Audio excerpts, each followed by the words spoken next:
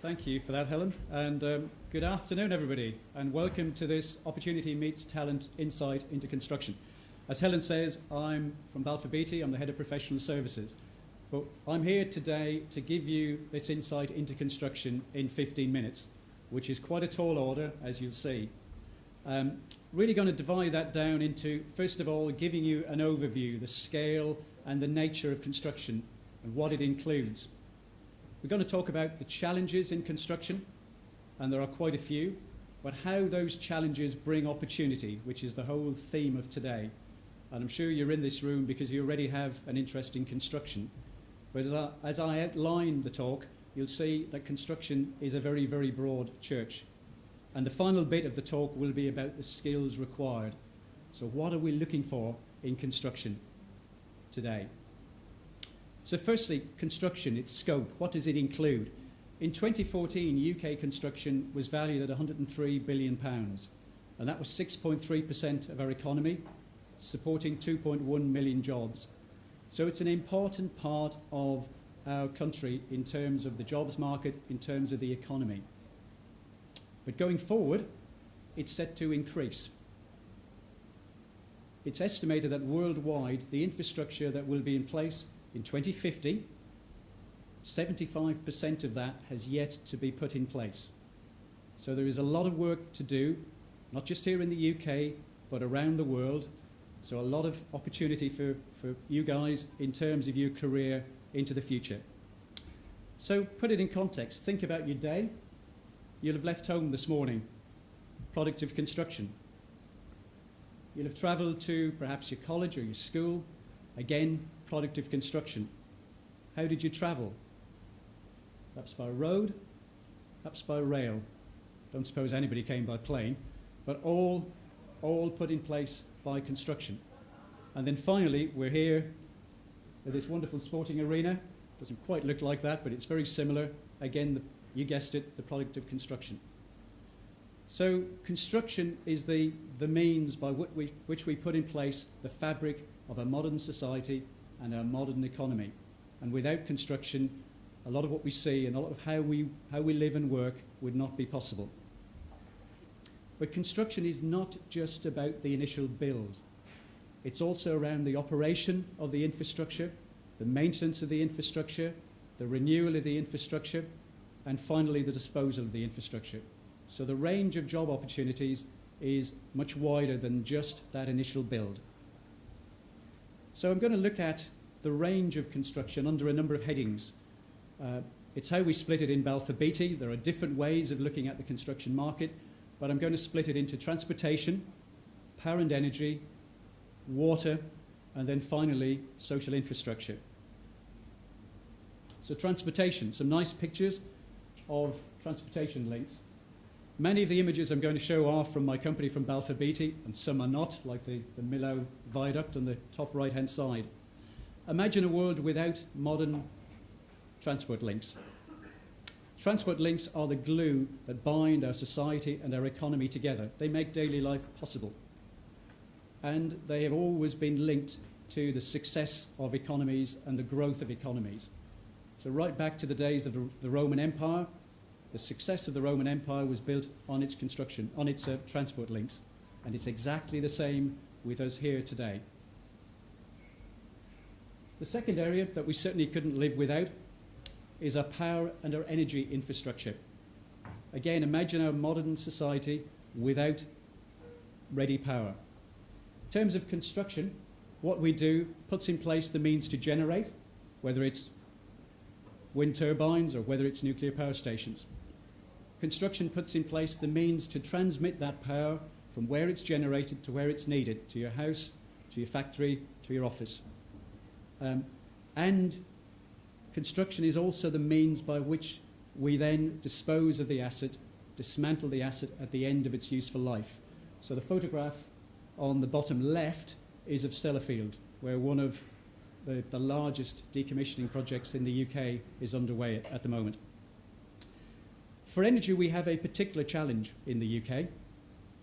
By 2035, we need to have constructed approximately 90% of our current energy needs infrastructure. And that's because The old nuclear stations are coming to the end of their lives. The coal stations need to be closed down. And we simply need more energy, electric cars and the rest. So 90% of our current energy capacity needs to be constructed in the next, whatever that is, less than 20 years. And that is a huge challenge. Turning to water.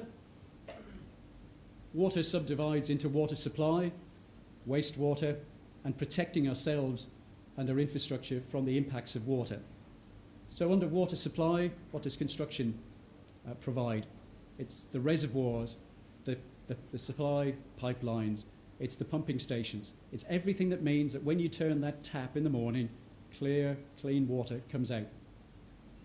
In terms of wastewater, again, it's the network of sewers, it's the outfalls, it's the treatment plants.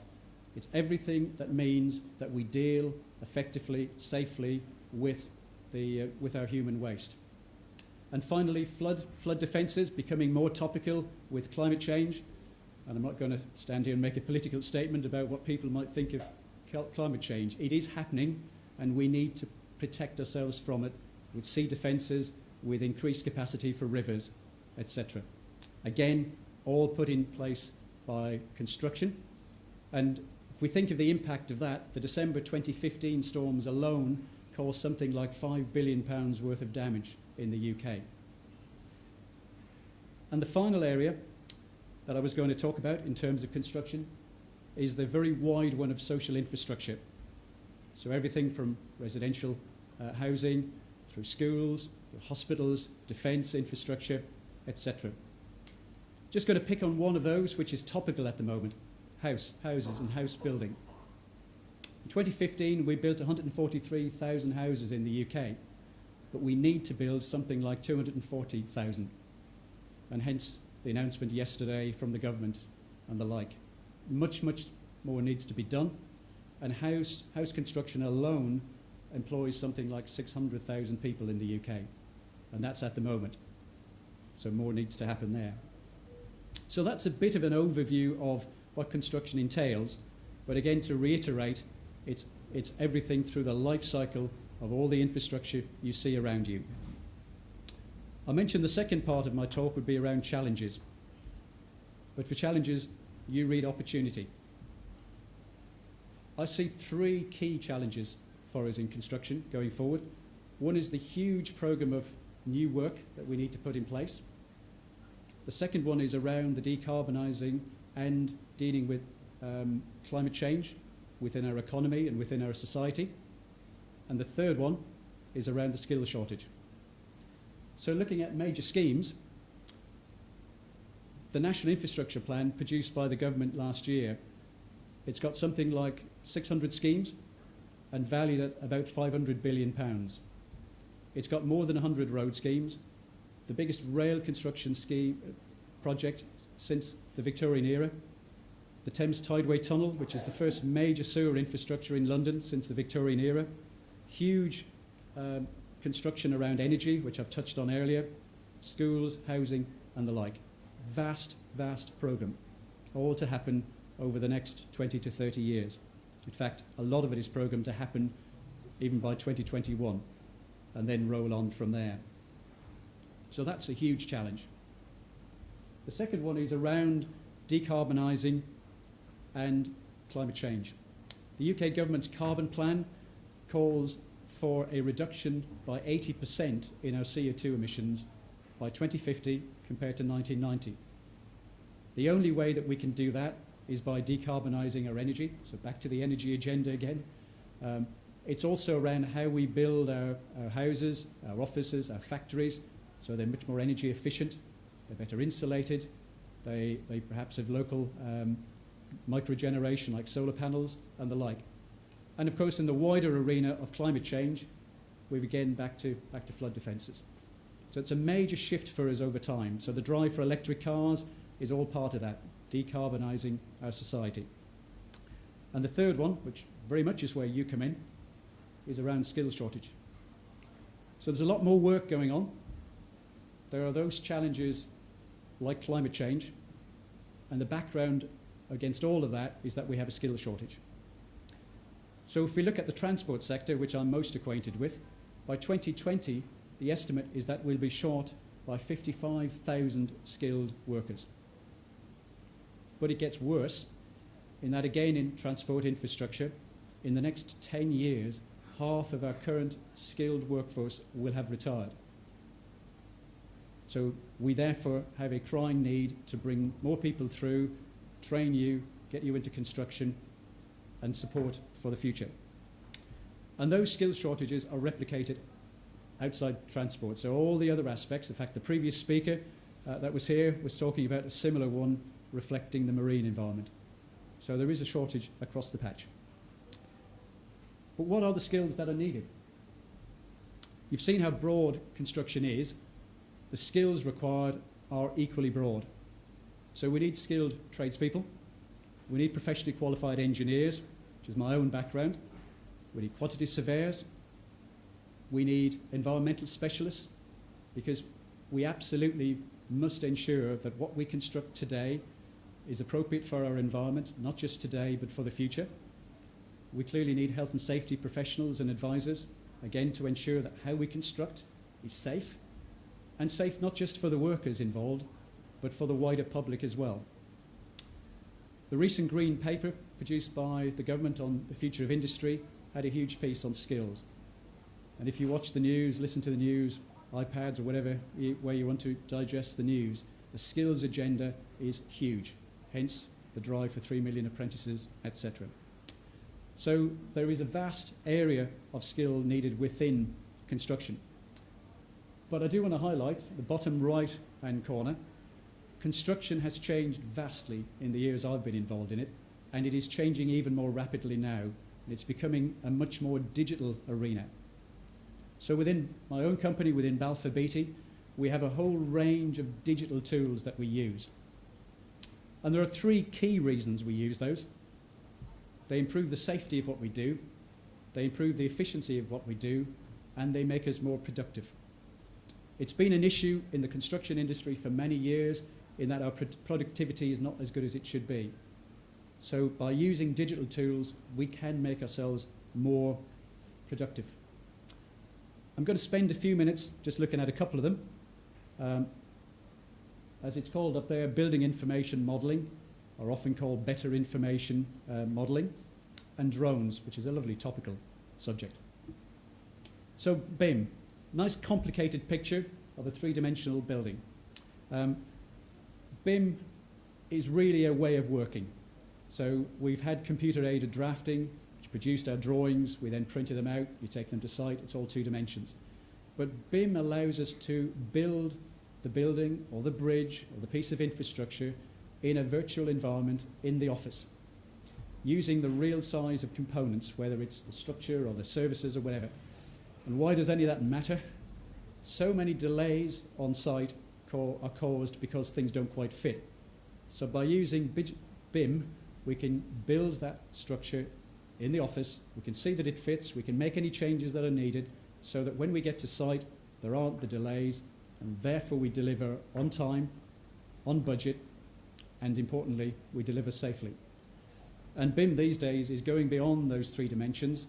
It's bringing in a 4th dimension of time and a 5th dimension of cost. So we are constructing the whole project in a virtual environment. Drones, very topical, often for the wrong reasons, but in construction, very, very useful to carry out surveys and inspections of hard-to-reach areas, whether that's a seafront or whether it's a bridge over an estuary. We can use drones to get in there, carry out surveys. We can use high-definition cameras, and we can use scanners, so that we can actually scan the structure and then produce it into a BIM model seamlessly, much quicker than before. So digital, really important, but becoming more important because we've got all these technologies coming along to disrupt construction, as it's called, but in a good way, making us safer, more efficient for the future. I'm going to end by showing you a very short video. It's the 100 years of Balfour Beatty. But the reason for showing it, and it's only a minute long, is just look at the breadth of construction that it shows, the breadth of construction projects, and also what people do in terms of digital, etc. and also note the difference from the first, right at the start, 100 years ago, to what it looks like now. So hopefully, I'm told if I have patience, it works.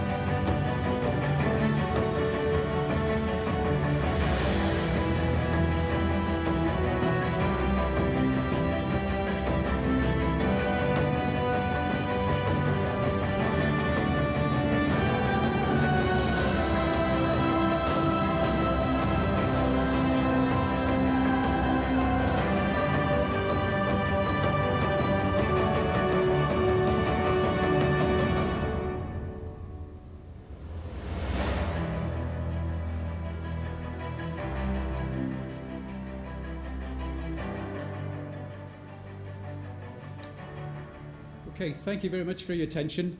Not sure we have time for questions, but I will be around. I'm looking at Helen here.